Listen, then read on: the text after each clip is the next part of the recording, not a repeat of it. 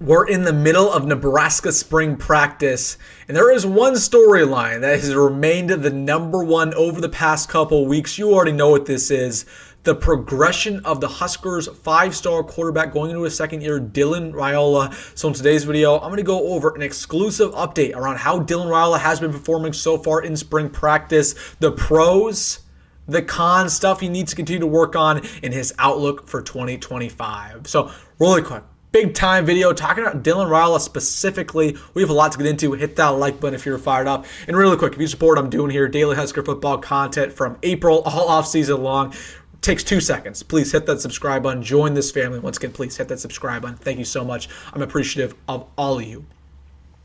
But without further ado, let's get into it, talking about Raiola and how he's been performing so far in Nebraska's pivotal spring practice. It's a big spring practice for a lot of reasons. Matt Rhule is going into year 3. He always makes that big jump. There's a lot of cuts going on for the Huskers that are expected to be made in about a couple weeks. But more than anything, it's a big spring practice for Raiola to take that jump that we know he can. Because he was decent last year for Nebraska. He wasn't good. He wasn't great. He wasn't the All-American true freshman like we thought he was going to be. DJ Lagway beat him out according to every single publication. So he was disappointing in some regards. But with that being said, nobody's sold his stock just yet. Everybody still thinks he's going to be a great quarterback, but it starts now. It starts in spring practice. Let's talk about how he's been performing so far. I want to start things off talking about him off the field. We'll talk about him on the field as the video progresses. But what is he doing off the field? Because when you're the quarterback of Nebraska, sometimes it's more important what you're doing off, your work ethic, your chemistry, your leadership. And Dylan's completely changed the game this year. Okay, when he got to Nebraska, it was all about him hustling in silence, showing up early, working hard, beating out Heinrich Hoiberg in the battle. He wasn't really focused on building friendships with everybody. He really wasn't focused on being a leader. He was just focused on gaining respect. And that was awesome as a true freshman. But that changes going into year 2. Going into year 2, you got to be friends with everybody. You got to be friends with your running backs. You got to be best friends with your offensive line. You got to build great connections with the wide receivers, with the Dane Keys, with the Isaiah Hunters, with the Jacory Barneys. And I'm happy to report that he is absolutely doing that. Okay, Dylan's taking it to a different level. He understands that it's more than just what you do on the field, it's what you do off the field. And that's why I'm very confident Dylan's going to be successful, is because his work ethic's, second to none. He's shown to the facility very early. He's working hard, studying film, studying the playbook. Off the field when he's hanging out with guys like Emmett Johnson. He attended a basketball game with Dane Key, with Elijah Pritchett, guys like that. It's very important for him to develop these relationships.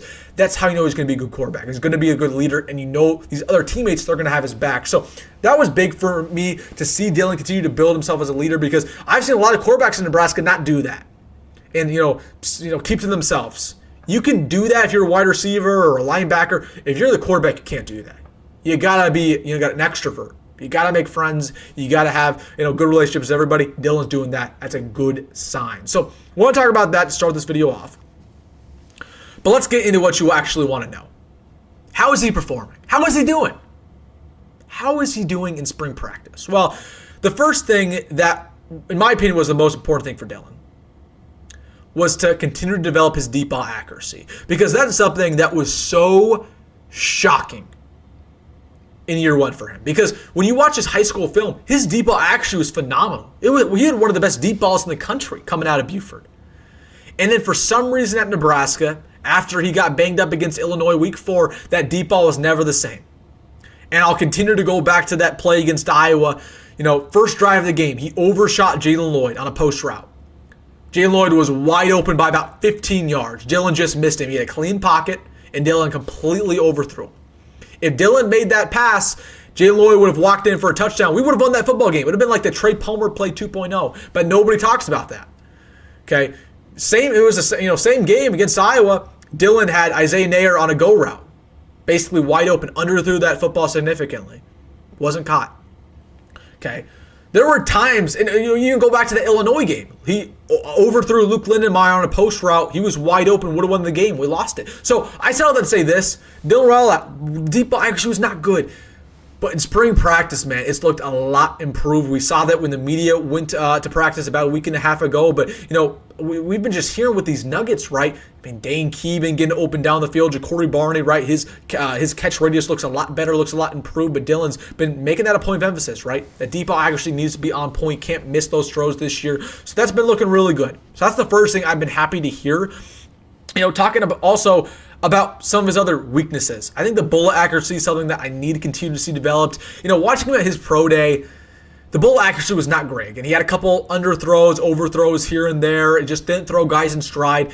I need Dylan to feel more comfortable throwing bullets, like throwing guys right between the numbers and tight windows. That's something he didn't do last year. I think a lot of times he would just try to loft the ball in there, right? He'd throw these kind of lazy passes, right? Because that's what he wants to do.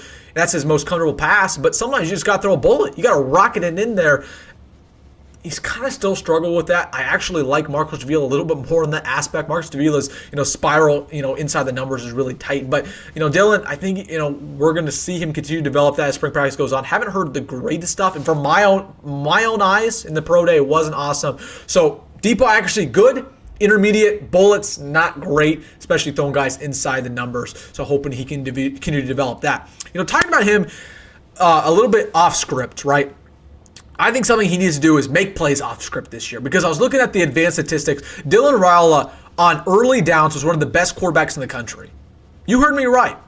One of the best quarterbacks in the country. He was in the top percentile of quarterbacks. But on late downs, he was one of the worst. And when there was pressure, he was also one of the worst. Okay. Dylan needs to continue to make plays off script. He needs to make plays on crucial fourth downs. That's something that really was the reason he wasn't one of the better quarterbacks in the country, because he couldn't make that clutch play when we needed it. He couldn't make that clutch play when the pocket broke down. So hopefully with Dylan losing that weight, right, slimming down, obviously he looks great from a physicality standpoint.